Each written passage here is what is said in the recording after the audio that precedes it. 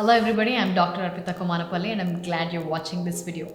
This video is part of the series of videos I'm doing on COVID-19. In this video, I'll be talking about immunity. Humans are exposed to millions of potential pathogens daily, whether it is by contact, ingestion and inhalation. So our ability to avoid infection depends on the immune system. A healthy immune system will help your body fight and recover from it faster. So, the working of the human immune system is very fascinating, and especially it is very important to understand during this coronavirus outbreak. The immune system comprised of several parts. The immune system is made up of some special organs, cells, and chemicals that fight infection or other microorganisms. The main parts of the immune system are your white blood cells, antibodies, the complement system, the lymphatic system, spleen, thymus, and the bone marrow. So these are the parts of our immune system that actively fight infection. Now, the immune system is complex and is divided into two categories: the innate immunity and the innate is the non-specific immunity, and the adaptive is the specific immunity. The innate or non-specific immunity is inherited, that is in your body from birth, which consists of activation and participation of a pre-existing mechanism that is already in your body, like natural barriers which include skin, your lining mucosa of the nasal cavity, and secretions. Now when it comes to the adaptive or the specific immunity, which is targeted against a previously recognized specific microorganism or an antigen. So when a given pathogen is new to the host, it is initially recognized by the innate immune system, and then the adaptive immune response is activated. The innate immunity is the host's first line of defense, and it is intended to prevent infection and the attack of the pathogens. So this non-specific mechanism is fast. It occurs in minutes to couple of hours, while the adaptive response takes longer, almost from few days to weeks. So innate immunity is comprised of different components, as you see, like our physical barriers, like the junctions in the skin. Your skin is not permeable to microorganisms so easily, and some membranes like mucosal membranes, and the phagocytes, which we call, these are neutrophils, monocytes, macrophages. So when the interaction happens between the host and the virus enters the cell, signals some reactions that has to happen and activate some mechanisms. So this response is designed to firstly to prevent infection, next to eliminate the invader, and stimulate the acquired immune response.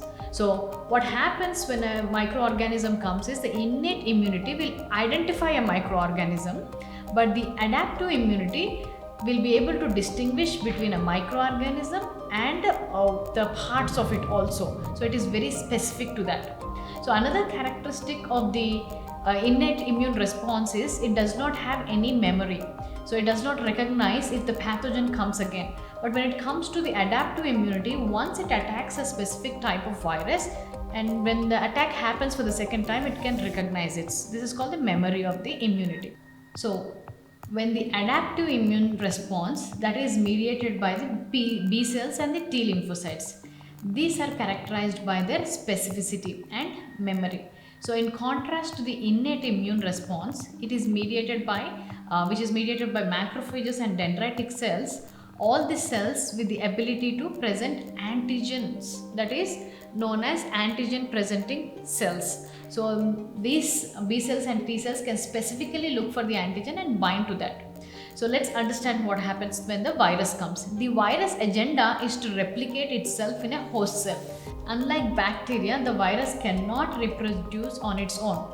So the many proteins the virus need to replicate and infect other cells are actually buried inside the virus, where the antibodies will never see it. So they will not trigger any kind of antibody response in the body. That is when they are freely floating around. But when the viruses are trying to invade the cell, the viruses use their spike proteins to infect the cell, and this virus will take over your cell, and eventually the cell starts budding or replicating more and more viruses from their membranes. And at one point, when you look at the cell, it looks like a viral crystal. It is filled with viruses. So it can be so taken over with viruses that actual cell functioning can just stop. But usually the body's immune system will not let the virus enter and stop the cell functioning. What happens in the beginning is the innate or the generalized immune system will recognize this and starts fighting the viruses that never have encountered. So now the innate immune system starts setting in antiviral mode in the nearby cells. So one thing your body can do is, if you have the right antibodies, it can get rid of the virus. So an antibody, if you can see in this diagram, is actually immunoglobulin, what we refer to as, it's a protein in the immune that is released as a part of the immune response to a foreign agent. So now these antibodies come and completely surround the antigen. Now it is completely surrounded. When it is completely surrounded, it cannot function because there are no spike proteins available that can sneak into a cell. Also, once the virus is surrounded by antibodies, other parts of the immune system or the other cells, they know that if any particle is surrounded by antibodies like that, they need to attack it and make sure that infected cell is digested and removed from the body. So the virus itself, as a ball or sphere, has got identifiable proteins on the surface, and if the cells have memory, and by this time you have any antibodies, it can be attacked directly as the specific virus. So some people manage to fight off the infections using their innate immunity, in other words non-specific immunity, without necessarily getting sick and generating adaptive or acquired immunity. Now the T cells, on the other hand, what they do is they form a pore into the membrane of this infected cell. Through this pore, they send some enzymes that will enter the infected cells. These enzymes actually cleave the proteins inside the cell and start shutting down the production of viral proteins, and ultimately there is something called apoptosis, that is the cell death of the infected cell happens. Now specifically CD8 cells of T cells are able to release these granules, kill the infected cell, then move to the next target cell and kill again, and this is often referred to as serial killing. This way any infected cells are killed by the T cells. So after this infection, most of the infection fighting cells die, but the memory B cells keep increasing in number. These cells usually remain dormant in the body but are positioned to reactivate immediately when a reinfection occurs. This way, they can rapidly disarm the virus to prevent infection and spread. Now, this is known as immunological memory. Most of you must have heard about this. Once you get immune to something, you might get immune for years or for your whole life. In that way, you can have immunological memory. That means the immune cells have a memory that you get from viruses. Whenever you get attacked by viruses that are identical to the virus that you have been attacked, they immediately produce the immune system activation. So whether you were infected by previously a SARS infection or another coronavirus like cold, it will provide immunity and immunological memory. So your T cell system may act to clear your body of the infection caused by the similar but not identical viruses. Now, these white blood cells move through the blood and tissue throughout your body, looking for foreign invaders like microbes, like viruses or bacteria or parasites or fungi. Now, when they find them, the white blood cells, they launch the immune attack, and then they remove this from the system. So if it is too technical, I would like to explain in a simple words. Imagine like every cell is like a factory in your body which is producing various materials that are required for your body, and these materials are usually packed and sent as packages to different parts of your body. Now the white blood cells are like the police that keep a check on these packages. When a virus attacks your body, it is like invading the factory and then producing materials that are harmful for the body. When these materials start going out throughout the body, the white blood cells, the so-called policemen of our body, they stop the spread of these harmful packages.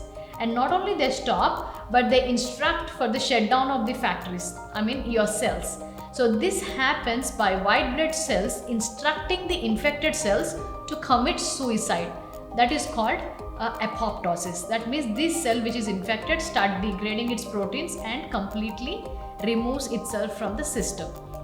So in every epidemic, some individuals become sick and some may die, whereas others recover from illness and still others show no signs or symptoms of a disease. This depends on the immune response. Many factors influence immune response.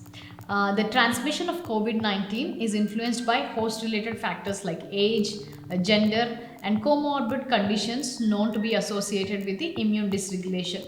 When it comes to COVID-19, older age people, we have seen more mortality among older age people. When it comes to gender, men constitute for more than 2/3 of the reported cases, and men are more than 1.5 times more likely to die from COVID-19. So the female sex hormones, particularly estrogen, has a pro-inflammatory effect that promotes a better response to infection. So when it comes to gender, the sex hormones, the epigenetic factors, the nutrition and the microbiome are important contributions for a sex-based difference in COVID-19 infections. Coming to the comorbid conditions. If you have a chronic conditions, the chronic condition in the victims of the virus include cardiovascular disease or heart diseases, diabetes, respiratory disease, hypertension and cancer. All these conditions in the long term tend to make the immune system imperfect in both innate immunity and adaptive immune functions. So if you are dealing with any current illnesses as well, like cold or other infection, they also affect the immune response. Behavioral factors like smoking, alcohol, whether it is acute or chronic stress, sleep, exercise, BMI, that is the body mass index, nutrition status, all these also affect the immune response. So now let's learn how to boost our immune system. In this, foods play a very important role. The foods that you take, for example, bone broth supports immune function by promoting the health of your gut and reducing inflammation. So the collagen and amino acids like proline, glutamine and arginine that are found in a bone broth help to seal openings in the gut lining and support its integrity. We know that gut health plays a major role in immune function. So consuming bone broth works as an excellent immune system booster food. Ginger. It is believed that ginger helps to break down the accumulation of toxins in our organs due to its warming effect. It's also known to cleanse the lymphatic system, which is a part of our immune system, which consists of network of tissues and organs that help in get rid of waste from the body. Research shows that ginger has antimicrobial potential. It helps in treating infectious diseases. It is also known for its ability to treat inflammatory disorder. We have seen in COVID how inflammation triggers. So this is also very useful in inflammation. And it also is helpful in physical and chemical agents like heat, acid and cigarette smoke. Green tea. Studies shows that it contains antioxidant and immunomodulatory properties. It works as an antifungal and antiviral agent. It may be helpful for immunocompromised patients. So strengthen your immune system by drinking a good quality green tea daily. The antioxidants and amino acids present in this tea will help your body to find germs and get well. Vitamin C foods. Vitamin C foods like citrus fruits and red bell peppers improve your health of your immune system by providing anti-inflammatory and antioxidant properties. Studies showed that getting enough vitamin C along with zinc in your diet helps to reduce the symptoms of respiratory infections and shorten the duration of illnesses like common cold and bronchitis. The best vitamin C foods to add to strengthen your immune system includes citrus fruits, like oranges, lemons, grapefruit, guava, green and red bell peppers, pineapple, mango, honeydew, and parsley. Beta carotene foods. Beta carotene has powerful antioxidant activity, allowing it to help reduce inflammation and fight oxidative stress. So instead of taking beta carotene supplements, researchers propose that beta carotene can promote health when taken at dietary levels by eating foods rich in carotenoids. The richest source of beta carotene are yellow, orange, and red fruits and vegetables, and also leafy greens. So, adding these foods to your diet can help promote a strong immune system. And these foods include carrot juice, pumpkin, sweet potato, red bell peppers, apricot, kale, and spinach. You can take some supplements also to boost your immunity, like probiotics, because leaky gut is a major cause of food sensitivities, autoimmune diseases, and immune balance or a weakened immune system.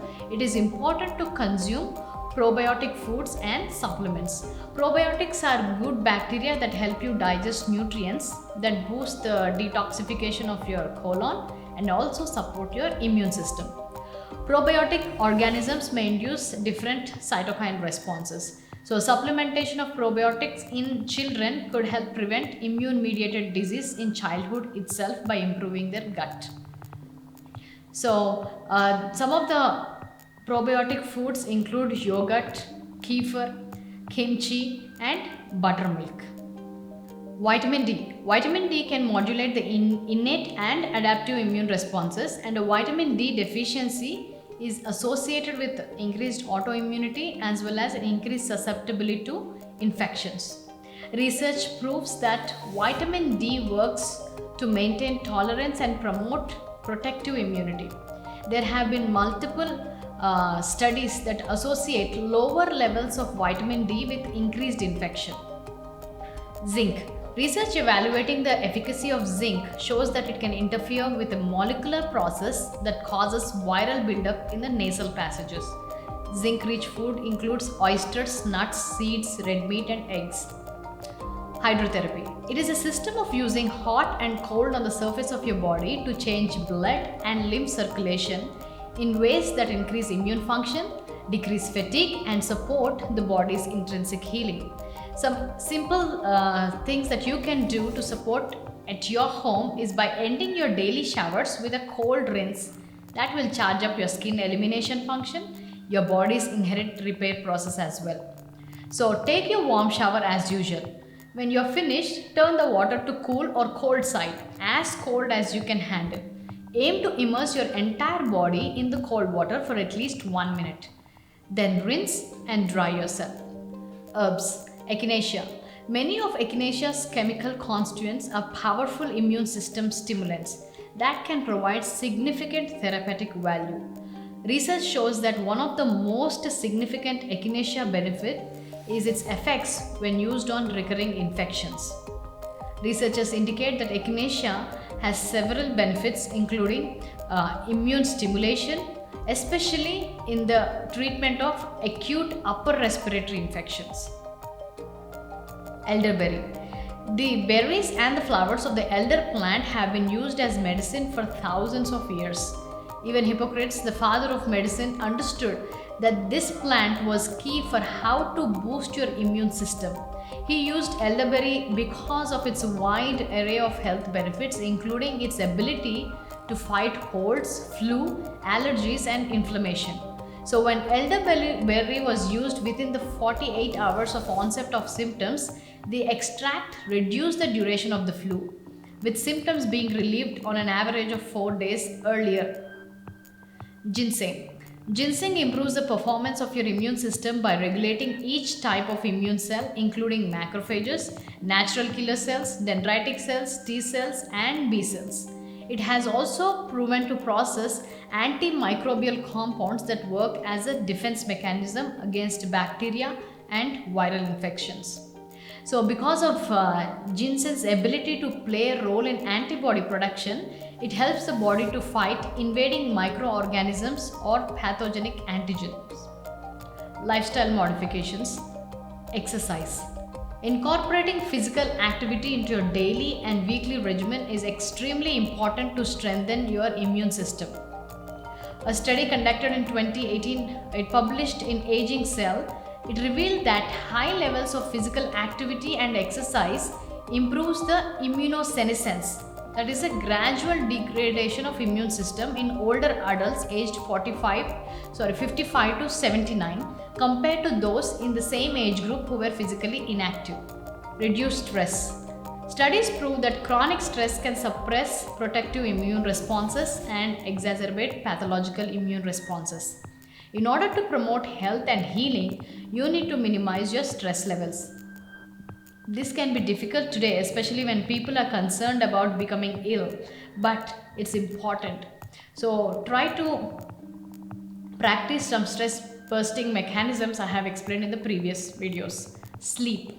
When you're not getting enough sleep, your immune system won't be able to function properly.